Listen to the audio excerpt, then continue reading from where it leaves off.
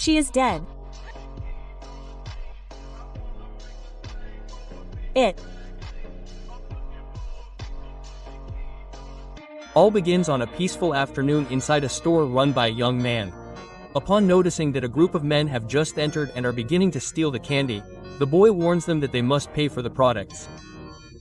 However, the only response he receives is a violent blow to the face, clearly intended to force him to open the cash register. Stunned by the impact and paralyzed by fear, the young man obeys and hands over the little money available, since most customers tend to pay with cards instead of cash. This, of course, does not please the criminals, who decide to take the little money they have while asking him if he can open the safe, but he replies that he does not know the combination, which increases the tension in the place. At that precise moment, Ogi enters the store with the intention of paying for a box of cereal in cash. Without hesitation, she takes the change directly from the bag of one of the thieves who, while trying to intimidate her into stealing her money, the men do not anticipate what is about to happen. This seemingly harmless woman, with surprising agility and physical control, confronts them without hesitation. In a matter of seconds, she manages to subdue them all, fighting them simultaneously. Meanwhile, on another stage, we witness a ballet performance in which we meet Minga, Ocho's best friend. Visibly nervous as she goes on stage, she tries to show her best to be on par with her classmates. However, something seems to distract her. A misstep ends in a serious ankle sprain that forces her to leave the stage. Back with OK, our deadly protagonist, we see that she leads a solitary life. In the middle of a quiet afternoon, she receives a call from a dancer who turns out to be Minga. The young woman apologizes for calling her at that hour. She fears having woken her up and regrets not having contacted her in a long time. She claims that she has been very busy with rehearsals for upcoming performances. Her tone, however, is clearly worried. She asks if she is available at that moment, as she needs to see her urgently. Without wasting any time, Oku takes his motorcycle and crosses the city to find her. Before arriving, he stops to buy some drinks and takes the opportunity to greet a friend of his, the salesman, who asks her if she has returned to work or started a diet, since he notices that she is visibly thinner than usual. Then the girl continues on her way until she finally reaches Minga's apartment. She rings the doorbell several times, and when she receives no answer, he announces that she will open the door. She enters the security code, enters the apartment, and notices that there is no one in the living room or dining room. She then decides to go to her friend's room, where she finds a gift box. When she opens it, she discovers Mingji's ballet shoes inside, along with a note asking her to avenge his death, leaving a name written at the end as a clue. At that moment, our protagonist realizes that something is not right.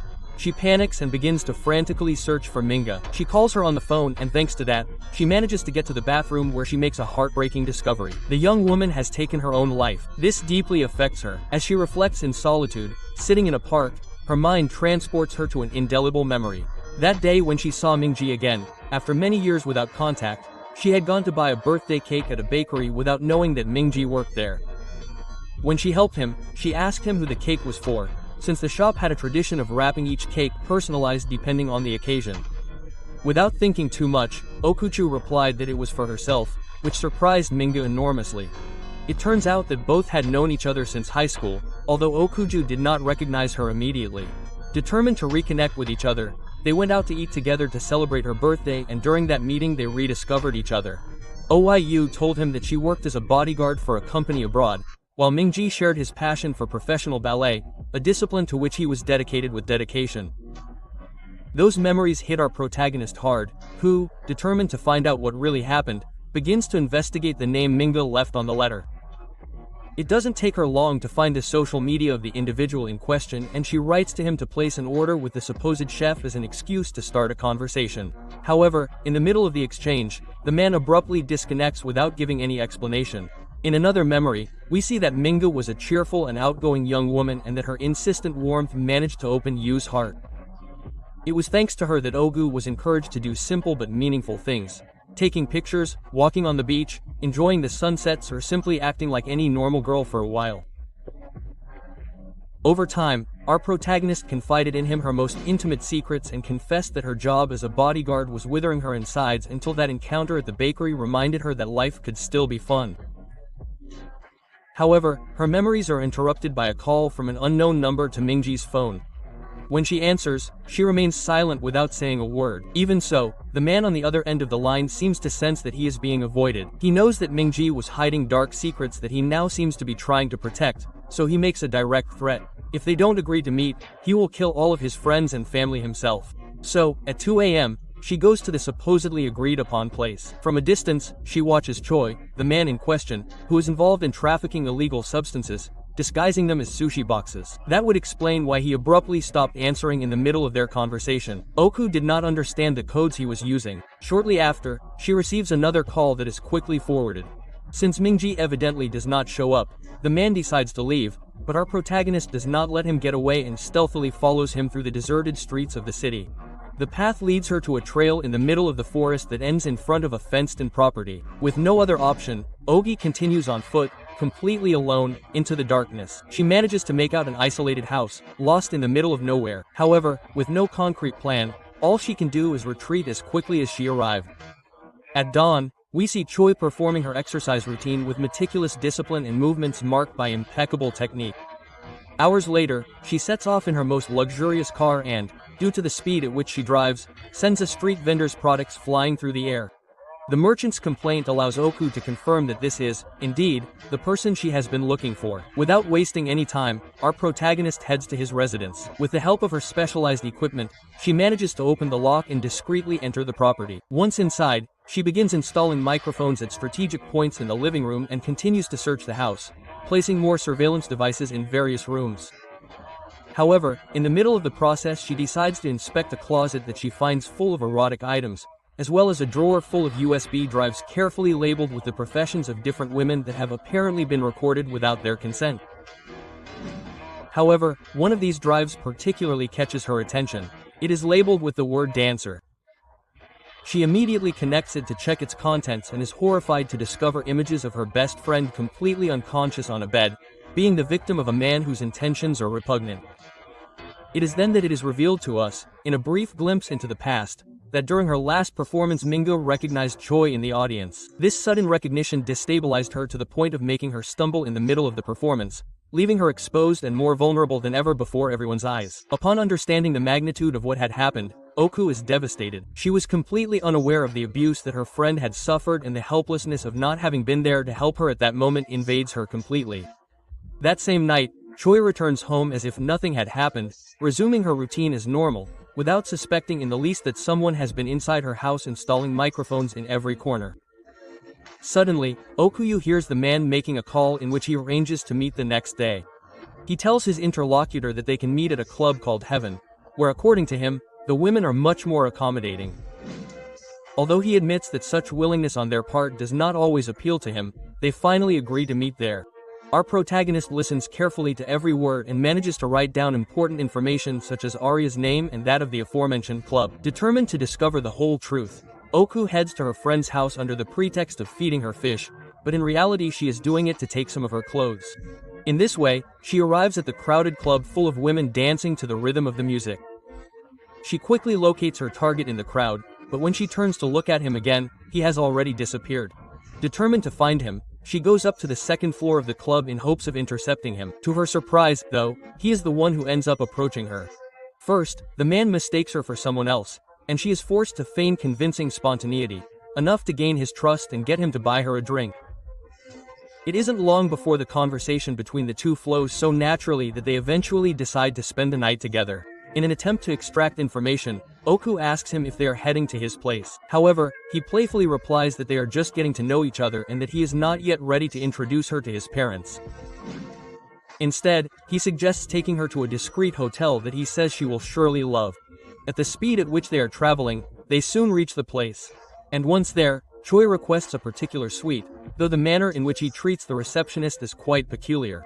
Every detail of the exchange is closely observed by Oku. On the corresponding floor, they enter an extravagant room that, according to Choi, reminds him of a Chinese palace. With a seductive attitude, he tries to start a conversation so that she feels comfortable, since he needs her to relax so that he can start the fun part. The discomfort caused by the young woman's silence leads him to insist somewhat nervously. To relieve the tension, he offers her a drink that has been adulterated. His intention is to leave her unconscious on the same bed that appears in the recordings. When he sees her, apparently unconscious, he prepares for what follows, opens his suitcase full of sex toys, puts on a mask and contemplates his victim lying under his control. With morbidity, he turns on his camera to record every moment, enjoying the absolute power that he believes he exerts over her. But our protagonist has not lost consciousness. She is fully awake and silently takes out a knife that she had hidden under the pillow. At the precise moment, she launches an attack with all her might. The drops of blood that begin to fall reveal that she managed to injure him, but also that Choi anticipated her move by blocking the blow with his hand and receiving only a superficial wound. Immediately, the young woman displays her best skills to try to subdue him with that simple weapon. However, Choi, with coldness and skill, dodges each of his attacks and finally manages to push her out of bed. Thus begins this epic battle. The depraved man manages to hit her with a wine bottle, making her dizzy for a few moments. However, Oku, determined not to be defeated, shows off her training to resist the brutal strength of her aggressor. In a moment of carelessness on Choi's part, she manages to knock him down and place the knife dangerously close to his neck, but he reacts quickly, breaks free from her grip and leaves the room completely dark. Even so, our deadly protagonist does not give up. In the midst of the darkness, she continues to face him until she manages to knock him down again and get close enough to place the knife on his cheek. Just as she is about to finish him off, the door bursts open as the hotel manager enters wielding a shotgun, ready to eliminate her. However, Oju hides under the bed and takes advantage of a malfunction in the weapon to get rid of her attacker. She then flees into the hallway, badly injured, where she encounters another man waiting for her at the other end with an electric chainsaw. This man runs towards her at full speed with the intention of subduing her. But fortunately, a young woman opens the door to his room right in the middle of the hallway and manages to trip him, causing him to injure himself with the weapon he planned to use against Oku. Immediately, the gunshots from the receptionist continue. Without wasting any time, both women flee the scene, take Choi's car keys and get away from the hotel as fast as they can. In the meantime, we see Choi receiving medical attention. They soon stitch up the deep wound on his cheek. As the hours go by, he manages to wake up on a stretcher after surgery. His boss and several of his men are waiting for him in the room. Yo, his superior, sarcastically comments that the new look suits him, since he used to look like a woman. With great effort and some help, Choi manages to sit up in bed. Joy mentions that she heard he bought a Lamborghini and wonders how much such a car costs, demanding to know where he got the money. He replies that he has part-time jobs, but his boss laughs disdainfully. The man knows perfectly well that although they are in the business of selling substances and other questionable products, there are still traditions and rules that must not be broken, the same ones that not even someone like Al Capone would dare to break. He is disappointed to discover that Choi has been selling erotic and masochistic content behind his back, disobeying direct orders. He even admits to being ashamed of the example he is setting for the rest of the group. Aware of the mess he has gotten himself into, he promises to take care of the matter as soon as possible, but Joe is not there for empty words. He demands that she hand over the woman who disfigured her face within 3 days or the consequences will be much worse than touching her face. On the other hand, OIU is in a coffee shop with a young woman she rescued from the hotel. The girl remains silent until at one point she corrects the order her companion made for her. Our protagonist wants to know how long she was locked up in the hotel, and the girl, a teenager, confesses without much difficulty that she is one of the so-called slaves of the mafia. She explains that under threats and blackmail they attend to the demands of certain men, because they have videos that could ruin their lives if they were to be leaked. Even so, the young woman appears calm. She always waited for someone like her to arrive, someone capable of helping her put an end to this nightmare. Now with determination she confesses that she plans to finish off each of these criminals so that she can move on with her life. Soon we see Choi return to the streets and arrive at a pharmacy that serves as a front for a clandestine laboratory. His friend Myung, happy to see him back, jokes that his face was completely ruined and asks if it was the work of one of the slaves, but Choi assures him that he would have recognized her. He is determined to finish off the woman with his own hands and needs Myung's help, as he also wants his car back. However, his friend is not convinced. He considers himself just a pharmacist. Even so, when he hears that he will be paid 100 million for a job that took just 2 days, he accepts without hesitation. He even suggests filming the scene and then selling the content. On the other hand, we meet Mound, an old friend of Ogyu's, whom she visits at a shooting range. Without wasting any time, our protagonist tells her what happened with Ming in the hope that they can team up and avenge his death. However, Meng suggests that she go to the police and let the authorities take care of it, but Oku is convinced that only she can do it, so she needs weapons that she will only get with her help. So, both she and the teenager meet in the middle of nowhere with a couple in charge of selling weapons. After giving them the wads of money, they show Ogogu the available arsenal. However, our protagonist soon notices that many of the weapons are rusty, obsolete or in poor condition. She tries to find something decent and functional, preferably made in this century, but the seller, with little to offer and in a hurry to sell, tries to convince her by any means necessary, describing all the ways in which the weapons could be useful. The seller's wife asks what the girl will use the merchandise for, and Oku replies that she needs it for a manhunt. At this, the woman goes to the back of the van and shows her a fairly powerful flamethrower that could be useful. However, our protagonist is looking for something more precise. Meanwhile, Monk tries to get the illegal support of corrupt police officers to find the whereabouts of Choi's Lamborghini. She finds herself at a car wash and wonders if her friend is some kind of sociopath for wanting to clean the car at that moment, but soon she receives a call from Choi, who shows her that he has found a tracker hidden in the body of the car. Meanwhile, Ogju is at home cleaning and arranging the weaponry she acquired. She needs it to work perfectly to carry out her manhunt and make the bastard who pushed her friend to take her own life pay. But her moment of concentration is interrupted by the teenager, who hurries her, warning her that if they take too long, the enemy could get ahead of them. OIU tells her that they must wait for the right moment, since they failed on their first attempt and now they will be waiting for them. The student asks her to teach her how to use a weapon, but our protagonist orders her to shut her mouth and go to sleep once and for all. Silently, she observes the location of the car tracker, and when she has a free moment she decides to go out and buy something. She fills her arms with candy, but when she notices a bag of mint chocolate, she can't help but think of Minga.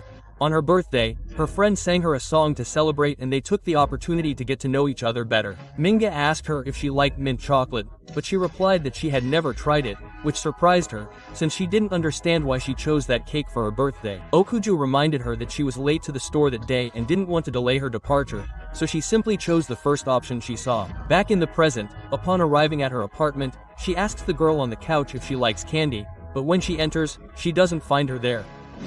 She looks at the things scattered on the floor and wonders where the student could have gone. Suddenly, a man comes out of the closet to attack her, but our protagonist immediately puts herself on guard to confront him. However, being at a disadvantage, she decides that the best option is to go up and jumps out of her bedroom window. The next day, Choi meets with his boss to lie to him about the mission to eliminate the girl. He assures him that he annihilated her and hid all evidence in a mountain near the victim's house. However, the man reminds him that he did not ask him to exterminate her, but to bring her before him, so he demands that he close his business and transfer it to another of his men. Choi, evidently disagreeing with throwing away all his effort, asks for permission to continue his work on his own, claiming that his business is not related to the group or the mafia. Before leaving, Joe discovers the gagged teenager in the stable and asks Choi to get rid of her, since the girl is supposed to have witnessed how he eliminated OYU. Remembering his lie in the situation, Choi agrees and is willing to do with her whatever I order, causing the mafia to laugh, who does not understand what kind of man he is supposed to be. At nightfall, both men intend to torture the girl in search of information about Ogyu's whereabouts. Choi tries to remind her that they were supposed to have special treatment, or at least that's what he thought. He had promised her that she had to endure her duties as a slave a little longer in order to continue with her life. But when he sees that she made bad decisions and kept bad company that made her believe she could face them, he attacks her using his sadomasochistic items, bringing out the terror in her eyes just by getting close. On the other hand, at the hotel, one of the managers detects through the cameras that his partner is lying on the floor of the reception area and that a large bloodstain is beginning to spread near him. Realizing that he is injured, he sets out to investigate and comes face to face with Ogyu's weapon. Our protagonist demands to know where the teenager they took away is and Choi's location. As soon as she obtains the information, she gets rid of any evidence. We go back in time to see a beautiful gesture by Mingji, who gave Ogyu shoes as a gift. Now, ready to avenge her death, we remember that the dancer excitedly told him that she would take her ballet to the next level, as she would go to Russia to perfect it. That's why she gave her an early birthday present that she will now be able to use. Filled with fury and a desire for revenge, Oku approaches the mobster's humble stable in the middle of the night to finish off Choi. She soon notices the girl's shirt on the floor and continues on her way, going up in an elevator where she easily eliminates 3 men linked to the mafia. Finally, she reaches the laboratory where the merchandise that sustains Yoke's empire is produced. She attracts everyone's attention and demands to know the whereabouts of a certain young woman in exchange for letting them live, although her sudden intervention makes her seem crazy and delusional. At first, no one answers directly, and when Joe appears, he is amused by having been deceived by Choi, who assured with total certainty that he had hidden the body of the girl who ruined his face in some mountains. However, Joe invites her to come closer and sit with them. He is not intimidated by her presence, because Ogu's fight is not with them, but with Choi. But while he admits not holding any grudge against her, a bullet surprises him and ends his life. Now that everyone is starting to take her a little more seriously, our protagonist firmly asks again where the girl she is looking for is. She points her gun at those present, demanding an answer. But when she sees that no one dares to answer, she points her weapon at one of the men right next to Yo's corpse. However, just as she is about to pull the trigger, the gun jams and that brief distraction causes everyone present to try to attack her at the same time. However, she is more than prepared for that moment. Without hesitation, she faces everyone with her remaining weapons and her impressive skill in fighting criminals. This former bodyguard attacks each of the men who approach her with force and precision. None of them manage to reach her, no matter how much force or brutality they use to try to subdue her. They wield knives, blades, and axes, but she uses only a piece of cloth to defend herself skillfully, dodging lethal attacks and getting back up. After each blow she receives, our protagonist resorts to her bare hands and her training to take down her enemies one by one, leaving total chaos in her wake. During this epic confrontation in the laboratory, she manages to detect a weapon at the most opportune moment that gives her the tactical advantage in combat. We see her nimbly dodge flying knives and sharp machetes that threaten to reach her until she faces the right man, who suffers the same fate as the others. The only difference this time is that after defeating him, Ogyu interrogates him with a courtesy that contrasts with the chaos around her, demanding that he tell her where Choi is. When she receives no response, she decides to handle the situation calmly. She coldly uses the glass near the mobster's face to show him that she was being serious. Meanwhile, in another area of the vast property, Monk is driving around the grounds on a motorized cart. Suddenly, he comes face to face with Okuyu, who emerges from the shadows, covered in blood and holding a gun. Our protagonist soon realizes that the girl she is looking for is inside the vehicle. She slowly approaches the car, only to discover, to her horror, that the student's body is lying lifeless in the trunk. Her rage and determination begin to overwhelm her, and she points her gun at Monk, but just as she is about to shoot, a bullet hits her.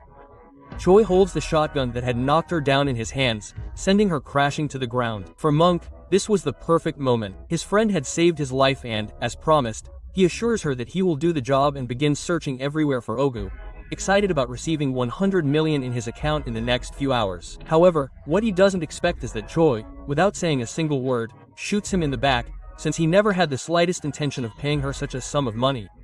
Now he desperately searches for our protagonist, and when he thinks he has found her hiding next to the car, the young woman who we all thought was dead suddenly gets up to attack him with a gun. However, he misses, and just when he tries to return the attack, Oku gets ahead of him, hits him hard and mercilessly subdues him, leaving him completely lying on the ground after a series of accurate shots. Without wasting a single moment, both women reach the coast, where in the trunk of the luxurious Lamborghini lies the owner of the vehicle seriously injured. Seeing that they are approaching with a flamethrower in hand, the terrified man begs them not to take things too far, arguing that they are overreacting with such an act of revenge. But all things considered, it seems perfectly fair. After all, these mobsters never imagined that the innocent victims they hunted as merchandise for their shady businesses would one day find the courage and strength to fight back. At this point, Choi fails to understand her motives, as he claims he has never seen her before. That is when Okuyu, looking at him coldly, asks him if he really does not remember her, since she is the dancer. Finally, without hesitation, he releases the gas from the backpack he is carrying and prepares for the grand finale. He cares little about how much money Choi may offer him to save his life. The mobster, confused and terrified, cannot understand what he could have done to deserve such an atrocious death, and before facing his fate, mockingly asks him if that woman was really a dancer, as according to him he has never seen one as fat as Minga. Then he bursts into laughter, cruelly mocks him and launches one last provocation. He warns her that if he finishes him off now, he will continue to torture his friend in hell, just as he did in that bed.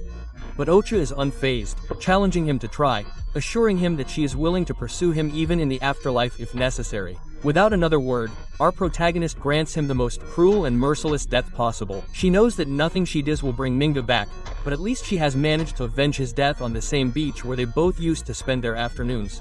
That secret spot that she loved so much, because Minga loved the sea with such passion that he used to say that in his next life he would turn into a fish.